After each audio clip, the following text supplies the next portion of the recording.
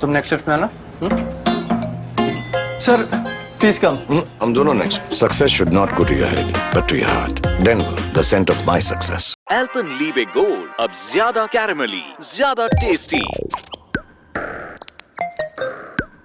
तो ज्यादा लालच तो होगा ही।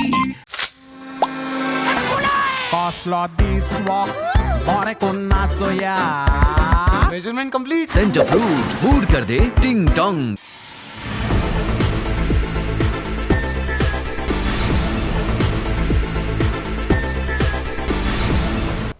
नमस्कार, मैं वैष्णवी, आप देख रहे हैं प्लस न्यूज। आइए नजर डालते हैं आज की हेडलाइंस पर।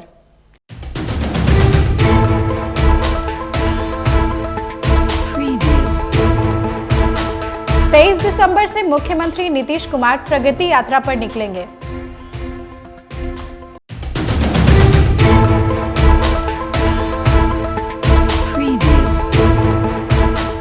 मंत्री श्रवण कुमार ने मुख्यमंत्री नीतीश कुमार को लेकर अपना बयान दिए।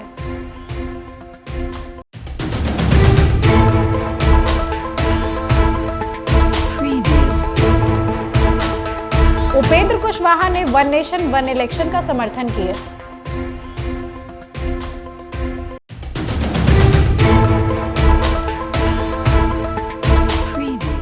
अब खबरें विस्तार से। मुख्यमंत्री नीतीश कुमार की महिला संवाद यात्रा अब प्रगति यात्रा के नाम से जानी जाएगी।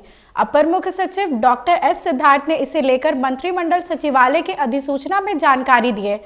इसके अनुसार सीएम नीतीश अब राज्य में प्रगति यात्रा पर निकलेंगे। प्रगति यात्रा के प्रथम चरण की शुरुआत 23 दिसंबर को होगी।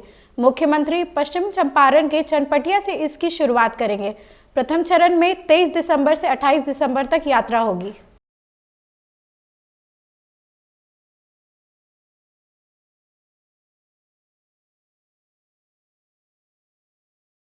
जदयू के वरिष्ठ नेता और ग्रामीण विकास मंत्री श्रवण कुमार का बड़ा बयान सामने आया है। श्रवण कुमार ने तेजस्वी यादव की योजनाओं पर सवाल उठाते हुए नीतीश कुमार की उपलब्धियां गिनाए।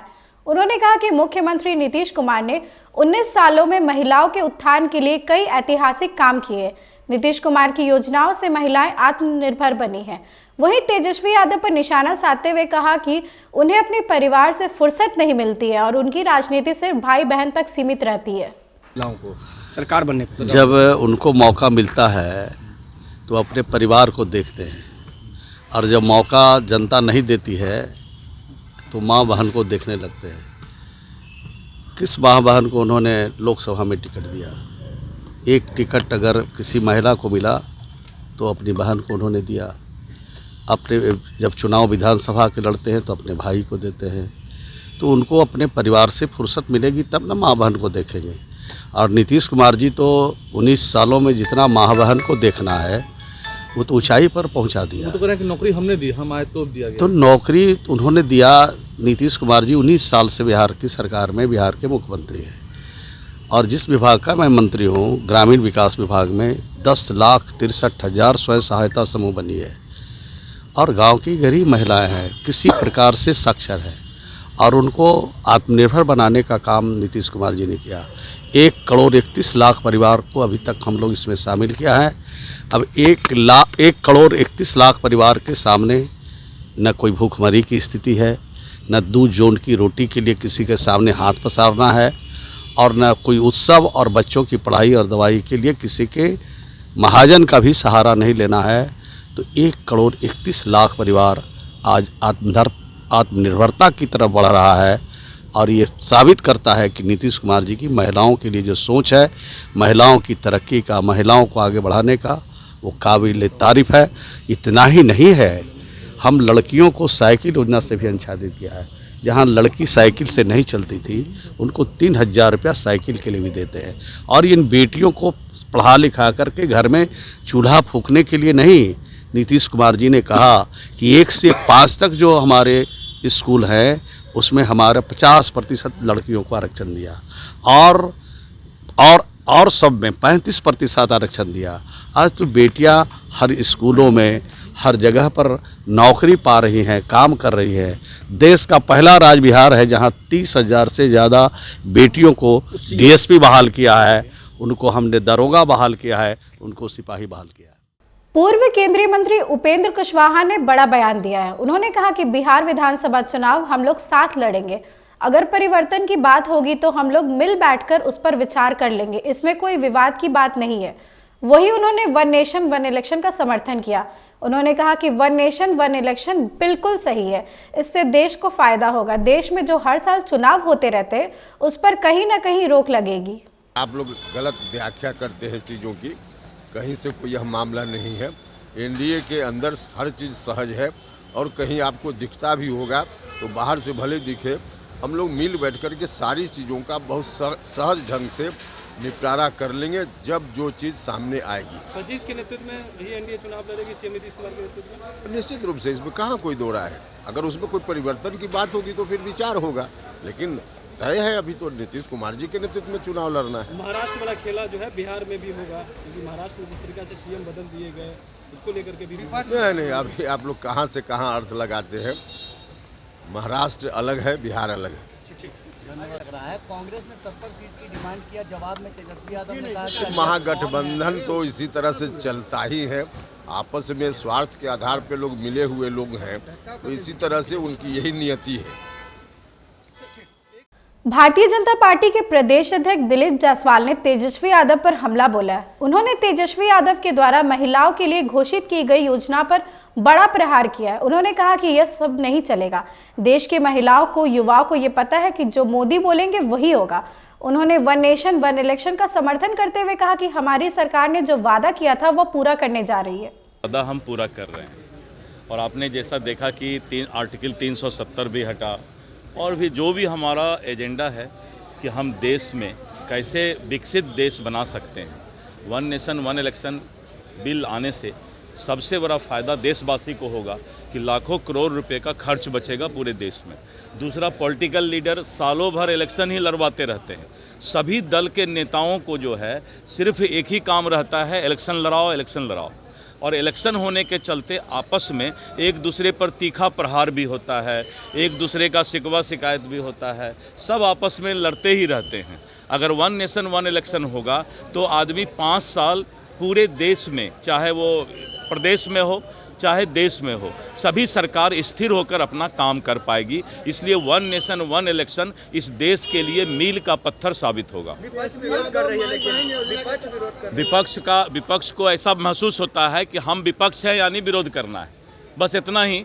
जब उसको एहसास होगा तो वो सभी लोग स्वागत करेंगे। तेजस्वी यादव जो है महिलाओं को 2500 रुपये देने की बात करे सरकार भी बनाएंगे 25। उनका दावा है कि ये मैजिक साबित होगा हमारे लिए। ऐसा है ना कि पूरे देश में एक फोबिया हो गया है।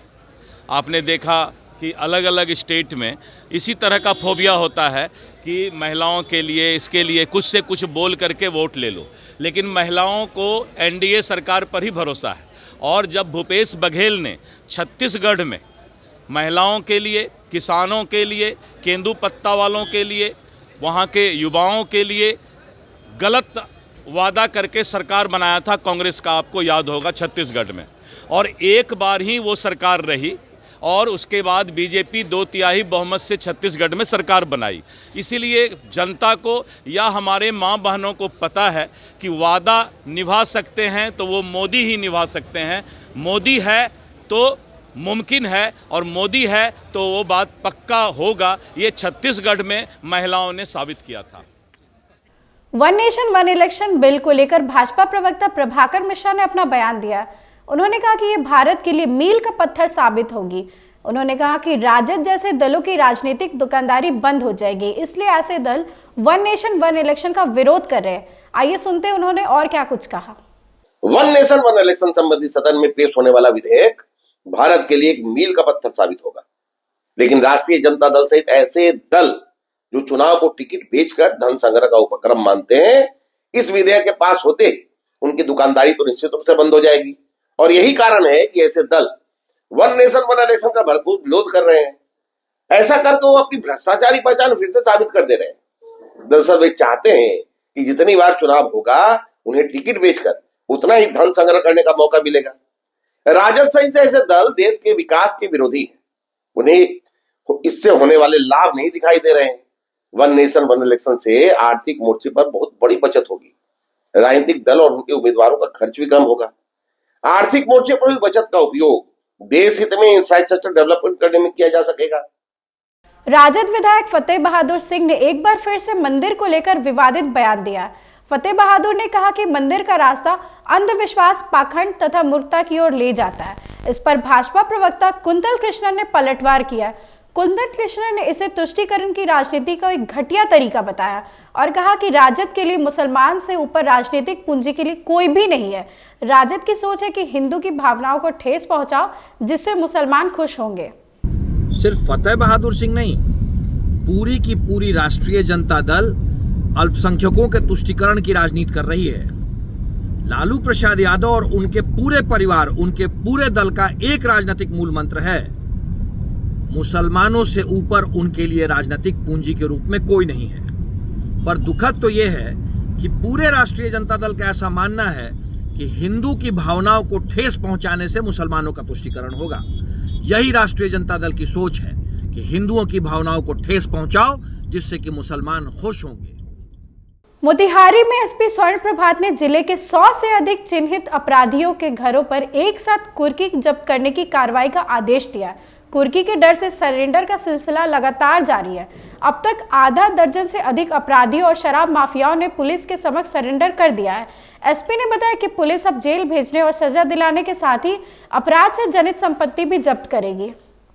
और इन सभी 100 अपराधियों को अल्टीमेटम दिया गया था 3 दिन का माननीय न्यायालय में सरेंडर करने के लिए। इन्होंने आत्मसमर्पण नहीं किया है, अतः पुलिस जो है कुर्की जब्ती की कार्रवाई की जा रही है। जिले के सभी 50 थानाध्यक्ष, सभी सर्कल इंस्पेक्टर और सभी डीएसपी इस कार्य में लगे हुए हैं और कुर्की के क्रम में ही करीब 10 से 12 अपराधियों ने सरेंडर भी किया है और जिन लोगों ने अभी भी सरेंडर नहीं किया है उनके घर तोड़े जा रहे हैं। और अपराधियों को यह सख्त संदेश दिया जा रहा है जिला पुलिस के द्वारा कि कानून का पालन करें और अपराध किए जाने पर पुलिस सिर्फ जेल भेजने और सजा दिलाने का काम ही नहीं करेगी, बल्कि अपराध से जनित जितनी संपत्ति अर्जित की गई है वो सारी संपत्ति जब्त की जाएगी और उनके घर की कुर्की जब्ती भी की जाएगी। धन्यवाद। मोतिहारी में नदी के दक्षिण तरफ बांध बनाने के विरोध में सैकड़ों लोगों ने जमकर प्रदर्शन किया। इस प्रदर्शन में उनके साथ भाजपा पूर्व मंत्री सह पूर्व विधायक भी शामिल रहे। ग्रामीण जेसीबी के आगे आकर बैठ गए, जिससे जेसीबी को बंद करना पड़ा। कई लोगों ने बताया कि धान, गेहूं, गन्ना सहित कई फसलों को उगाया जाता है। इस गांव में करीब 80% लोग खेती पर निर्भर है। यदि बांध बना दी जाएगी तो गांव विस्थापित हो जाएगा, जिससे कोई भी फसल नहीं हो पाएगी। राजेंद्र प्रसाद यादव माननीय पूर्व मंत्री जी का भी सहयोग, सभी लोग के सहयोग से वो लोग सजता बाबू आए यहाँ कहे कि ठीक है, अगर जनता नहीं चाहती तो जनता के हित में कोई काम होता है, जनता के विरोध में काम क्यों होगा। 200 गाँव विस्थापित हो जाएगा, चलिए हम चलते हैं।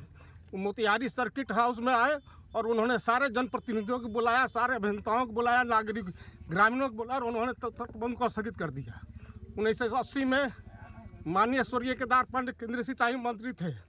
उन्होंने कहा कि जब तक मसान डैम नहीं बनेगा, मसान डैम बनने के बाद उसका रिजल्ट देख लिया जाएगा। चूँकि 1900 बहुत पहले भारत सरकार ने कमीशन आयोग गठन किया था।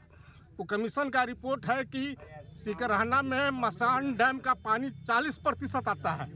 मसान डैम को बांध दिया जाए और उसके बाद देखा जाए कि रिजल्ट क्या होता है, उसके बाद इस पर कोई विचार होगा। ये बांध बनने जा रहा था, गोखला के पास तक बना और उसके बाद ये बांध बनाने की कार्रवाई बंद हो गई। अब व्यापक आंदोलन हुआ था। उस समय अजूल हक साहब थे नेता, मोहन मोदी जी थे और रामचंद्र प्रसाद यादव मधुमलती के हैं, वो नेता थे। मैं भी उस समय था, लेकिन बच्चा अभी कम उम्र के हमारी उम्र थी, लेकिन तो भी हम लोग सहयोग कर रहे थे उस आंदोलन में और उस बांध को रोक दिया गया, नहीं बना। और 44 वर्ष हुआ, उसके बाद फिर इसको शुरू करने जा रही है सरकार, करने जा रही है। हम लोग इसका पुरजोर विरोध करते हैं। यानी जितने गांव के लोग हैं जो बांध के अंदर पड़ेंगे, वो एक एक आदमी लड़ने के लिए तैयार है, संघर्ष करेगा और किसी भी कीमत को मैं इस बांध को नहीं बनने दूंगा।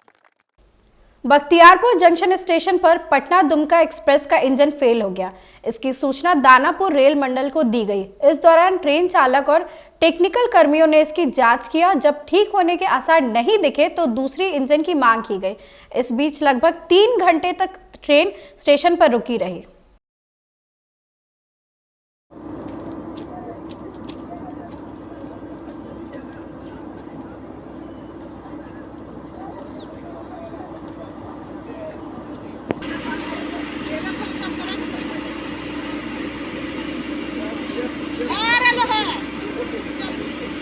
आज की खबरों में बस इतना ही। आगे की खबरों के लिए देखते रहे प्लस न्यूज। मुझे दीजिए इजाजत, नमस्कार।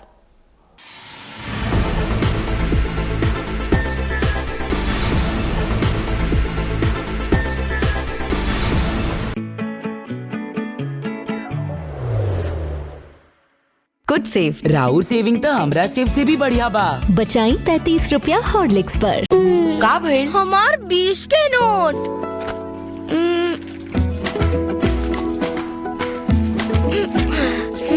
थैंक यू माई, साहिल हमार 20 रुपया बचा देला। अच्छा, बाकी दी दाग निकालल इजी बा। सर्फ एक्सेल इजी वॉश के फर्स्ट क्लास सफाई 20 रुपया में।